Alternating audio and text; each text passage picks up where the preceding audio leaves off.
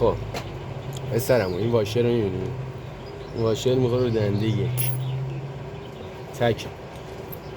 این دنده رو که در میاری زیر پشت رو نداره. این دنده این بوش دنده است که میخوره. یه واشر تیغی هم زیر میخوره که اینه. این دنده رو میبینی؟ این دنده پشت رو داره. این دنده هم به همون حالته، ولی این گودی میفته به سمت تو. این هم مثل همون دنده یه بوش داره که میخوره وسطش. تو گودی هم یه واشر میخوره. این از این دنده هم که میبینی این دنده ماهکه. این هلال این زیر رو میبینی؟ هلال به سمت پایین میفته. این هلال دنده ماهک به سمت پایین میفته. این دنده واشر نداره.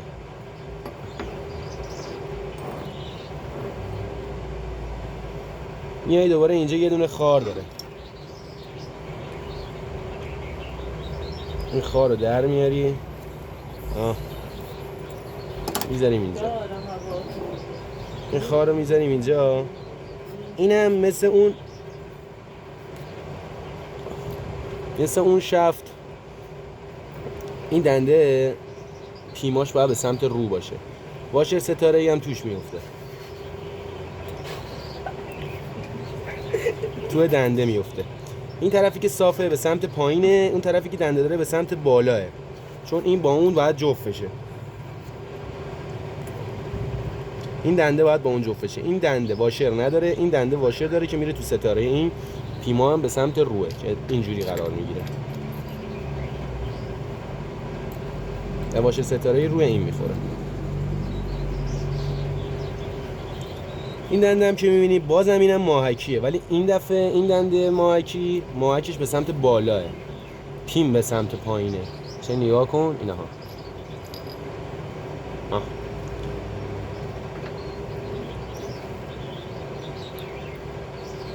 این هم که میبینی این دنده هرزگرده، از پشت میفته. گودیش به سمت تو، صافیش به سمت روه.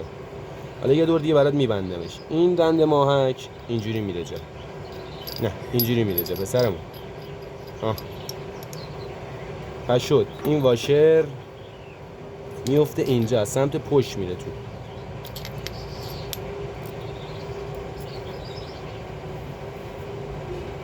این ماهک باید بازی کنه. این هواخور رو باید داشته باشه پسرمون جان. این خارم میفته تو. این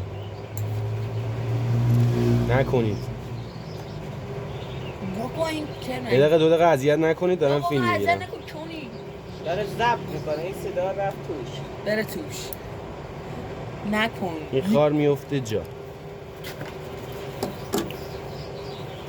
این دنده ماهکش به سمت بالا قرار میگیره. این دنده با این مچ بشه. یه واشر تیغی اینجا میخوره. این به سمت تو میاد که با این دنده درگیر بشه. این دنده هم پشت رو نداره. یه واشر دوباره میخوره. این اینور اونورش فرقی نداره.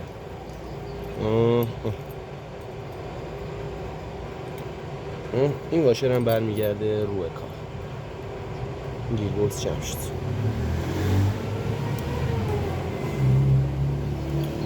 این هم از این.